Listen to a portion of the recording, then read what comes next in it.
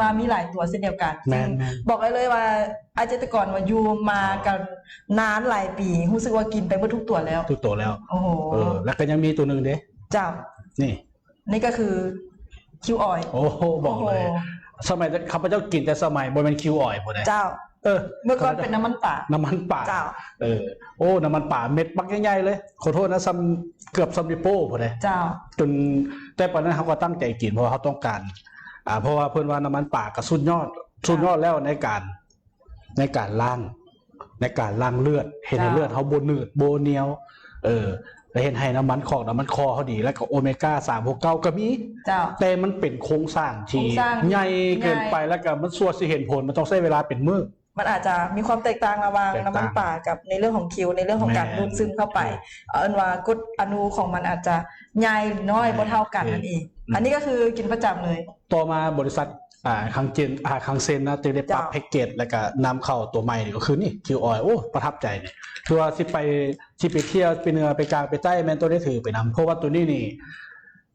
ไว้ซ้ำข้าพเจ้านี่ควรเลยแหละ อันนี้เฉพาะไว้ซ้ำนี้ในไว้50นี่ควรกินเลย เพราะว่าเรื่องสมองนี่เริ่มบ่อยากจืดเลย แมนแน่นอนเอิ้นว่า แสง ความจำสั้นแต่จำไม่ได้ จำบ่ได้อีกสมองเริ่มฟอเริ่มบ่อยากจืดเนื้อสมองเริ่มน้อยลง เจ้า เนี่ยเริ่มบ่อยากจืดโดยเฉพาะบางครั้งนี่ตอนในอดีตซะขณะบอลฮอน50เลยยังโหลงลืมเงินไว้บอลนี้กับว่าไปซอกอยู่บอลนั่น เจ้าโอ้โหใครมีอาการ บางเทื่อกุญแจเอาใส่ถือมานี่นะสิขึ้นรถนี่นะ เจ้า กุญแจค่อยได้ให้ตัวเองในกำกุญแจ จับไว้อยู่ สมัยนั้น โอ้โหแต่ว่าตอนนี้คือแบบ ถือว่าถามว่า100%บอกเลยว่า99%ก็ถือว่าดีขึ้นล้าน เจ้าโอ้โห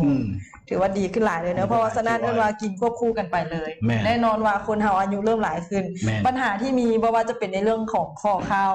ดัง เข่า ก๊อกก๊อกแก๊กแก๊กโรคสาย โรคอันนี้ก็คือแบบจับมือกันมาหรือว่าคนใดที่บอกสายตาฝ้าฟาง โอ้คนใดที่แบบน้ำในตาแห้ง คือ พวกนี้ ช่วยได้ดี เนาะหรือ